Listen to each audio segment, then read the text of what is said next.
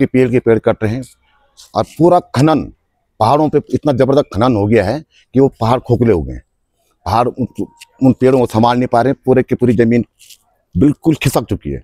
इसलिए मानव जनित आपदा ज़्यादा लग रही है। अभी भी समय है, अगर मसूरी वासी इसको नहीं समझेंगे तो आने वाले समय में मसूरी जो है ये कंक्रीट का जंगल बन जाएगा और यहाँ बहुत ज़बरदस्त तबाही का मंजर आपको देखने को मिलेगा। इसमें नमस्कार, मैं अमित गोदियाल और आप देख रहे हैं उत्तराखंड हलचल। तो इस समय देहरादून जिले में जो तमाम हिस्से हैं वहाँ पर आपदाओं का दौर चल रहा है और मसूरी के हालात भी कुछ ऐसे ही हैं। तो आज फैसला किया कि देहरादून से मसूरी की ओर बाइक के माध्यम से जाया जाए। तो ये नज़र आया कि देहरादून से जब हम मसूरी की ओर बढ़ते हैं तो कई ऐसे पॉइंट्स नए बन गए हैं जो अब ये लगता है कि आने वाले समय में भी तंग कर सकते हैं। वहां पर कुछ ऐसे स्पॉट बन चुके हैं जहां पर ऐसा नजर आ रहा है कि भूस्खलन होने की वजह से बड़ी मात्रा में जो मिट्टी है, जो पत्थर है, जो पेड़ है, वो टूट के नीचे आ गए हैं। अभी वैकल्पिक व्यवस्था कर दी गई है और जो हल्के वाहन है उनके लिए जरूर रास्ता खोल दिया गया है, पर अभी मसूरी में आने में, या मैं कहूँगा सामान्य जो हालात होने में 3 से 4 दिन और लग सकते हैं। पर अभी जो हालात आपको मैं बताऊं कि मसूरी में जब हम देहरादून से मसूरी की ओर चलते हैं तो इस पूरी आपदा में भारी नुकसान भी हुआ और उसके पीछे कई ऐसे कारण रहे जो हमें नजर आए और जिसे हमने ये जानने का प्रयास किया कि आखिर ऐसा क्यों है और मसूरी में जो ये स्पॉट डेवलप हो रहे हैं उसके होने का क्या कारण है। तो कुछ चीजें निकल कर आई हैं और ये जो सारी तस्वीरें आप अपनी स्क्रीन पर भी देख पाएंगे। पर सबसे पहली बात यह है कि जो कैरिंग कैपेसिटी की बात लगातार मसूरी के लिए होती है, जहां कह दिया जाता है कि लगातार जो निर्माण कार्य हो रहे हैं, जो मना होने के बाद भी, क्योंकि ये जो पूरा देहरादून वैली है उसे एक इको सेंसिटिव जोन में रखा गया है जहां पर निर्माण कार्य करने के लिए भी परमिशन चाहिए होती है और साथ साथ ऐसे जोन्स बनाए गए हैं जहां पर पूर्णतः जो निर्माण कार्य है उस पर बैन है। पर उसके बाद भी नियमों को ताक में रखकर और कुछ ऐसे कानूनों में चेंज कर एक्ट में चेंज कर निर्माण कार्य कर दिए जाते हैं। पर अब मसूरी हालात ये हैं कि मसूरी, जिसको पहाड़ों की रानी भी कहा जाता है, रो रही है और अब पुकार रही है कि समय है कि अब जाग जाओ और अब वो नींद से जागो और इसे बचाने की एक कवायद शुरू करो।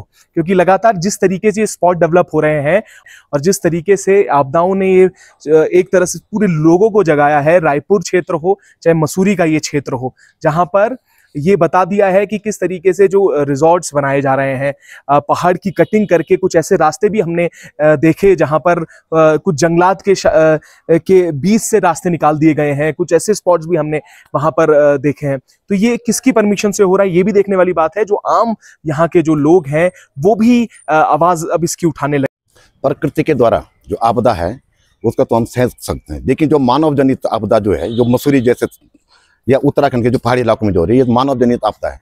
क्योंकि पेड़ कट रहे हैं और पूरा खनन पहाड़ों पे इतना जबरदस्त खनन हो गया है कि वो पहाड़ खोखले हो गए हैं।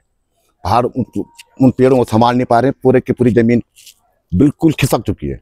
इसलिए मानव जनित आपदा ज़्यादा लग रही है। अभी भी समय है, अगर मसूरी वासी इसको नहीं समझेंगे तो आने वाले समय में मसूरी जो है ये कंक्रीट का जंगल बन जाएगा और यहाँ बहुत ज़बरदस्त तबाही का मंजर आपको देखने को मिलेगा। इसमें अभी तक न तो शासन प्रशासन जो ध्यान दे रहा है और न ही यहाँ का जो विकास प्राधिकरण MDDA, जिसमें सीधा तो मैं ये कहता हूँ कि MDDA की इसमें मिली भगत है। यहाँ का लोकल आदमी 1-2 कमरे का मकान ही बना पाता है और बाहर के बड़े बड़े माफिया जिन्होंने पूरे के पूरे जंगल साफ कर दिए, जंगलों के अंदर इनके रिसोर्ट बन रहे हैं। आखिर क्यों बन रहे हैं, कहाँ से बन रही हैं? क्या 2 कानून है उत्तराखंड में? सबके लिए कानून तो होगा, गरीब आदमी के लिए भी कानून होगा और अमीरों के लिए भी, लेकिन उन्होंने पूरे के पूरे जंगलों को, वो पता ही नहीं चला कि जंगल के पेड़ गए कहाँ हैं।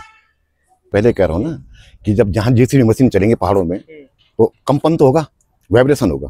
तो पहाड़ यहाँ के इतने मजबूत भी नहीं है, भले मसूरी में ज़्यादा मजबूत हैं, लेकिन फिर भी कंपन के द्वारा जो है जो पहाड़ की मिट्टी है वो कमजोर होती जाएगी। वो धीरे धीरे भूतदशा उसमें हो गई और वो नीचे की तरफ जाएगी। मानव जनित आपदा में इसलिए कह रहा हूँ क्योंकि मनुष्य के द्वारा खुद निर्मित है और इसमें बड़े बड़े माफियों का हाथ है।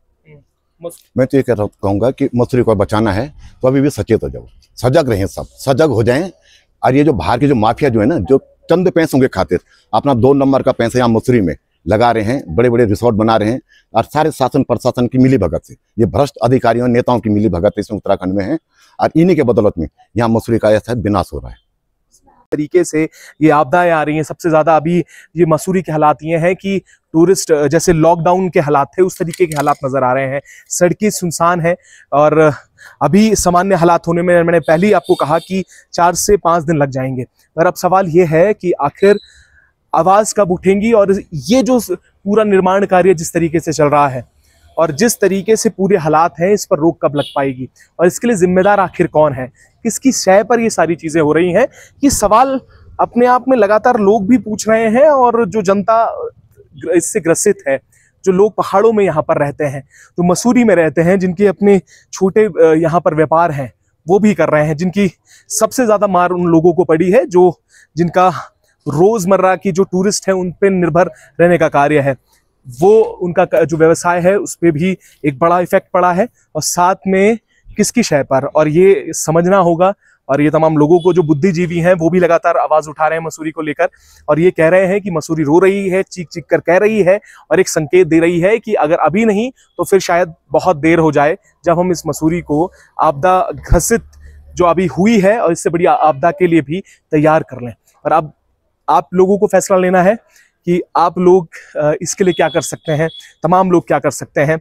और इसके लिए एक जल्द एक पूरी कमेटी फॉर्म भी होनी चाहिए जिसे लेकर जो कंस्ट्रक्शन वर्क है, जो कमर्शलाइजेशन हो रहा है, जो लगातार बड़ी बिल्डिंग यहाँ पर बन रही है, जो कच्चे पहाड़ों में जिस तरीके से कंस्ट्रक्शन है उस पर किस तरीके से रोक लग पाएगी और आखिर जो बन रहे हैं वो किसकी शय पे बन रहे हैं, ये बड़ा सवाल है।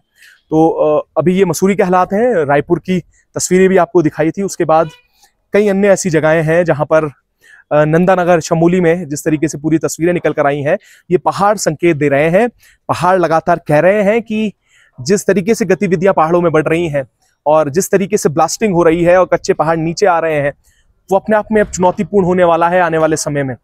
और आने वाले समय में क्या हालात होंगे इस पर लेकर कई जो साइंटिस्ट हैं उन्होंने भी अपनी राय रखी। उन्होंने कहा है कि आने वाला समय में उत्तराखंड में एक बड़ा त्रासदी आ सकती है। केदारनाथ जैसी त्रासदी हमने झेली, उसके बाद भी तो अभी इससे बड़ी आपदा की और भी संकेत लगातार वैज्ञानिक कह रहे हैं।